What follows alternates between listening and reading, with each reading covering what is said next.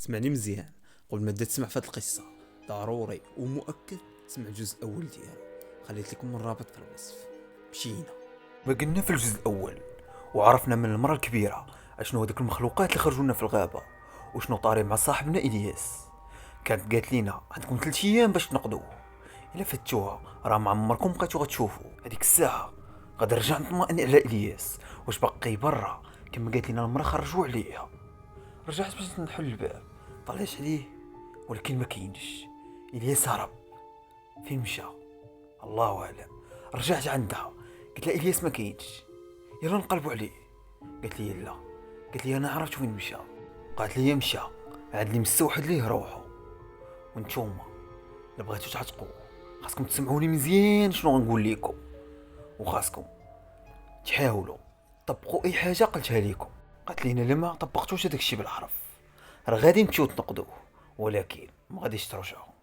قالت لي كما كيقول الكتاب الا بغيتي تنقد شخص مسجون عند مخلوقات اغنو لابد ومؤكد انك تتبع 3 الخطوات.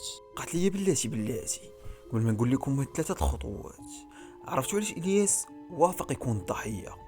وهذاك الهروب اللي كان جزء من الخطه ماشي هروب عادي، انما هو نداء اللي كان الملك كيتسنى فيه 400 عام دابا قبل ما يخرج. وغير باش تعرفوا الروح ديال الصديق ديالكم راه ماشي ماتت ولا شي حاجه، انما هي تبدلات. تبدلات. قالت لي دابا غادي نقول لكم هذوك 3 الخطوات باش تنقذوا الياس.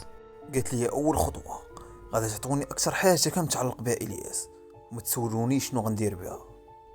تما غادي نتفكر السلسله اللي كان عطا ليا قبل ما يدخل الكهف حيت عزيزه عليه وما بغاش تضيع منه. اما الحاجه الثانيه قالت لي قبل المنتصف ديال الليل خاصكم تدخلوا شادين في بعضياتكم في البلاصه اللي غادي نصيفطكم فيها. اما الحاجه الثالثه خاصكم تعيطوا باعلى صوت عندكم بسميه الياس، وحتى واحد منكم ما خاص تكون عنده ذره خوف من داك الشيء اللي غادي يوقع لكم. واهم حاجه هي هذه، ضروري ومؤكد هاد الكتاب اللي غادي نعطيكم تلوحوه على الملك ديالهم من بعد ما تعيطوا على سميت الياس. ودابا ما بقى لي غير ندعي معاكم. هذيك الساعه غتاخذ مع دين السلسله وغادي تشعل واحد العافيه وغدير فيها شي اعشاب ما عمرني شفتهم، وغتلوح ديك السلسله في ديك العافيه. من بعد غادي يطلع الدخان، ولكن الدخان هذه المره ما غاديش الفوق انما غادي في واحد الاتجاه معين. قالت لي الاتجاه اللي غادي فيه الدخان هو الاتجاه اللي مشى ليه الياس قبل ما يسالي هذا الحدث.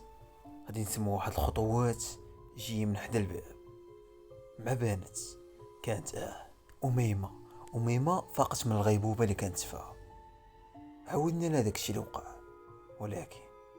ولكن ما عقل على والو.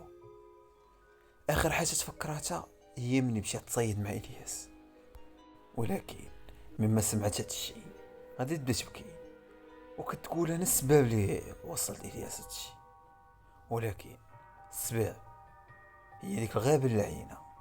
تما غادي نركبوا في الطوموبيل حنايا ب4 وغادي نتبعوا المسار اللي سالك داك الدخان، وغادي يكون بالضبط البلاصه ديال المخيم اللي كنا ماري فيه، وبالضبط الكوخ اللي طراو فيه هاد الاحداث اللعينه.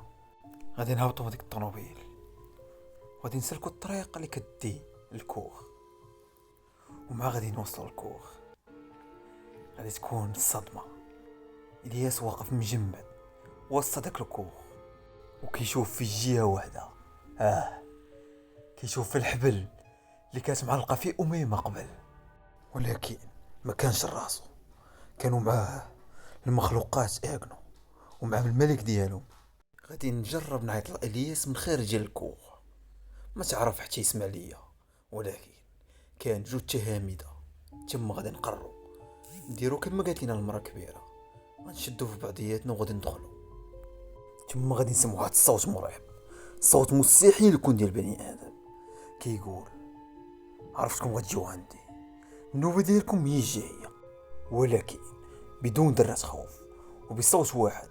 غادي نعيطوا باعلى صوت عندنا بسميت الياس ما غيدير ردة فعل عكس داك الشيء اللي قالت لنا المراه غيوقع. من دار حتى ردة فعل. غادي يبدا يضحك الملك ديالو واحد الضحكات اللي غريبه، وغادي يقول لنا بواحد الصوت: نتوما ملكي. تما الدريات غادي يتخلعوا، ولكن انا غنبقى شاد في راسي. غنشوف اميمه سمعت صوتها من عيط نحل الياس. غنطلفها غتبان لي مصدومه، وكانت رجعت لها الصدمه اللي كانت واقعه لها. وغادي نحاول نرجع الوعي ديالها ونصبرها.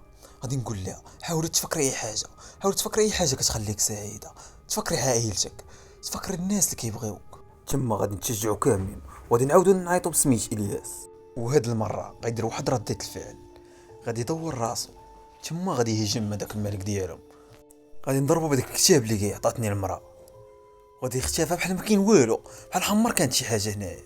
غادي نرجع نشوف في الكتاب اللي لعتو، وغادي يبان لي مكتوب فيه واحد الجمله كتقول: هاد الجمله: لقد قتلتم الجسد، لكن الفكره ما زالت حيه في داخلكم، وهذا هو الهلاك الحقيقي. من بعد هاد المأساة اللي وقعت لينا، غادي نخرجوا كاملين من الكهف، وغادي نركبوا في الطوموبيل ونمشيو جيت لديك القريه. ولكن الصدمه هنايا، القريه ما كايناش. تما غادي نبداو نضحكوا ضحكات اللي ما عرفتش كيفاش خرجت منا، ضحكات ديال النجاة من شيء مرعب. وهنا غتكون سالت القصه. ما تنساش واحد الابوني باش تسيبورتي خوك. يلا تهلاو.